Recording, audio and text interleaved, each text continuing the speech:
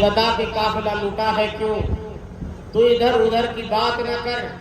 ये बता कि काफिला लूटा है क्यों, मुझे रहजनों से गिला नहीं, तेरी रहबरी का सवाल है।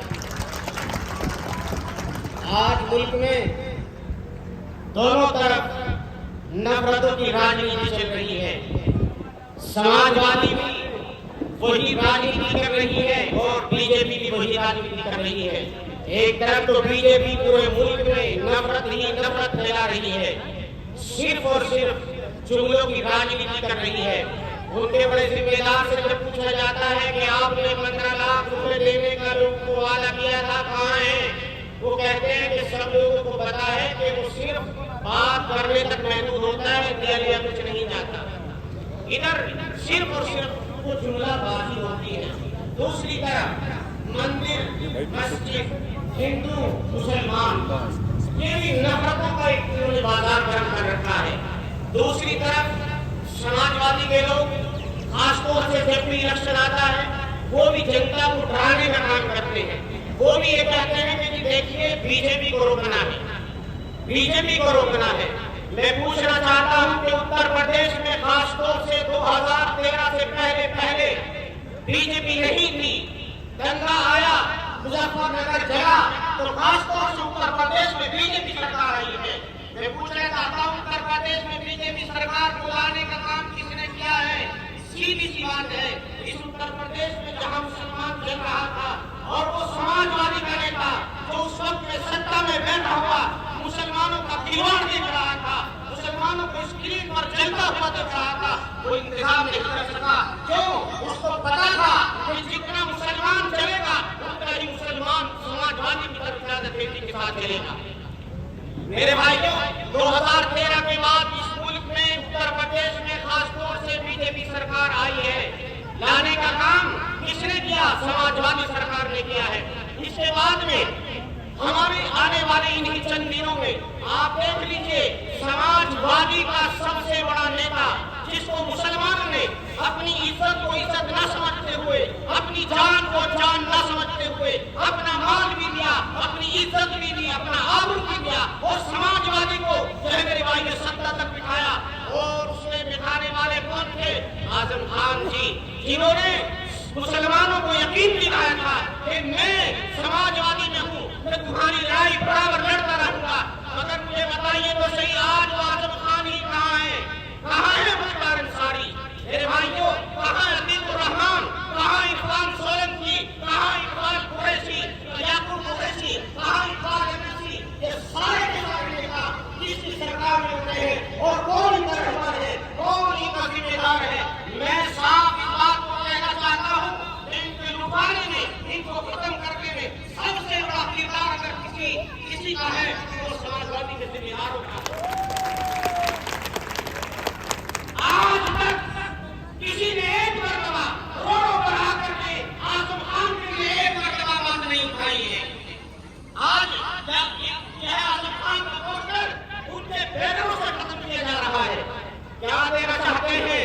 देना ये चाहते हैं कि चूंकि आजम खान का कद इतना बड़ा हो चुका था, वो मुसलमानों की नहीं बल्कि वो हर समाज की आवाज उठा रहा था।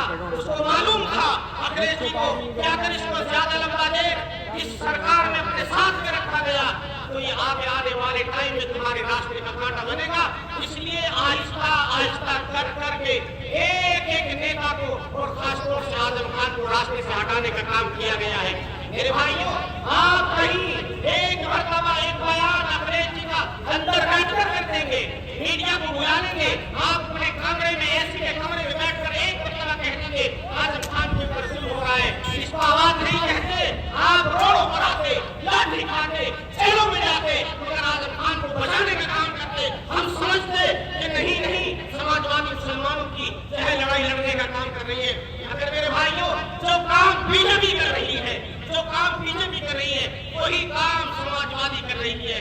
इस मुल्क में मेरे भाइयों, जिस वक्त में हमारे राहुल गांधी जी मुल्क का पूरा दौरा करते हैं और पूरा दौरा करने के बाद गठबंधन की बात आती है तो पूरे मुल्क से चलकर वो उत्तर प्रदेश में राहुल गांधी आकर के किससे समर्थन करते हैं, किसको अपने साथ मिलाते हैं? समाजवादी को। मैं पूछना चाहता हूँ कि मुल्क में बहुत सारी मुस्लिम पार्टियां ऐसी हैं कि जो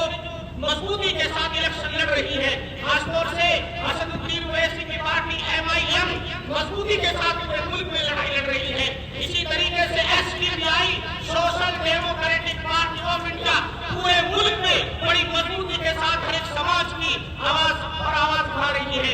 जिस वक्त में 2019 था, हमारे गैर मुस्लिम भाइयों की लाशें सड़ रही थी, उस वक्त में हमारे SDPI social democratic party of India के नौजवान अपने कंधों पर अपने गैर मुस्लिमों की लाशें उठाकर उन्हीं के रीति रिवाज के मुताबिक मेरे भाइयों की लाशों को तदफीन करने का काम कर रहे थे। जब मुल्क में ईसाइयों के चर्चों पर हमले होते हैं तो सबसे ज्यादा मैदानों में आकर के बचाने का काम SDPI करते हैं। जब मुल्क में 3 से 17 आती है तो उस वक्त में पूरे मुल्क में खड़े होकर रोडों पर प्रोटेस्ट पार्टी करती है, SDPI के नौजवान करते हैं। अखिलेश यादव आपको उस वक्त में भी बीजेपी का समर्थन करता हुआ मिल रहा है कि आप किसकी बात करते हैं, मुसलमानों को कहां ले जाकर छोड़ना चाहते हैं। मेरे भाई को याद रखो, ये समाजवादी पार्टी जो है सबसे ज्यादा खतरनाक मुसलमानों के हक में साबित हो रही है। इस वक्त में मैं राहुल गांधी की बात कर रहा था। राहुल गांधी ने समर्थन किया, अपने साथ में खड़ा किया, SDPI को भी छोड़ा और इसी तरीके से MIM को भी छोड़ा। आकर के किसके साथ भी समर्थन किया? अखिलेश यादव के साथ किया है। तो याद रखना, अखिलेश राहुल गांधी की नीयत साफ नहीं है।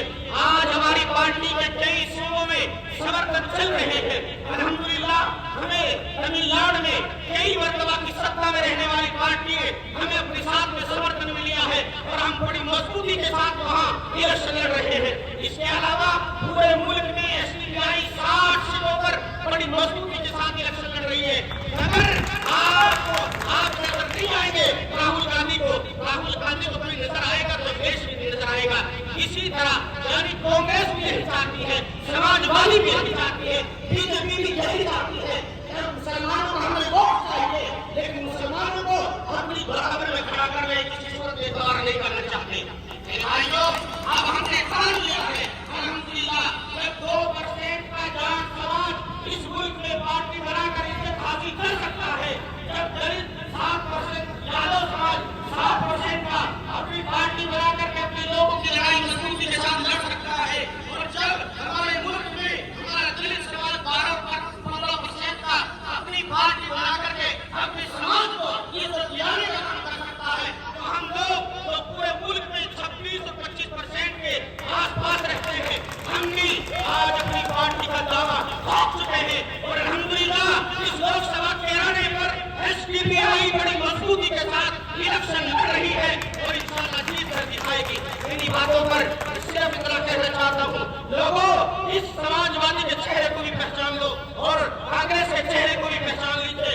बीजेपी का चेहरा किसी से ढका छुपा चेहरा नहीं है, वो सब पहचान चुके हैं। लेकिन 2 पार्टियां ऐसी हैं जो इस वक्त में मेरे भाइयों सैकड़ों का 16 वोट हुए हैं, उनको कोई पहचान नहीं रहा है। हम SDPI के लोग उनको पहचान देने का काम आपके सामने कर रहे हैं। इसलिए आप सिर्फ और सिर्फ अपनी पार्टी को मजबूत करें। जब 2% का जाट समाज बड़ी इज्जत की नहीं गुजार सकता है, तो मैं आपको ये मुखलिसाना दावा आपको दरखास्त कर रहा हूँ कि हम और आप 25-26% के लोग हैं। इंशाअल्लाह SDPI पूरे मुल्क में बड़ी मजबूती के साथ इस मरतबा लोकसभा के चुनाव लड़ रही है। अपनी पार्टी को वजूद बख्शे, किसी के पीछे चलने की जरूरत नहीं है। लोग आपसे कहेंगे ये हरा देगा, ये जिता देगा, उनसे कहिए हम हार जीतने की राजनीति नहीं कर रहे हैं, हम अपने वजूद की बका और से तहफ़्फ़ुज़ की राजनीति कर रहे हैं। इन्हीं बातों को इस्तेमाल करता हूँ। अस्सलाम वालेकुम।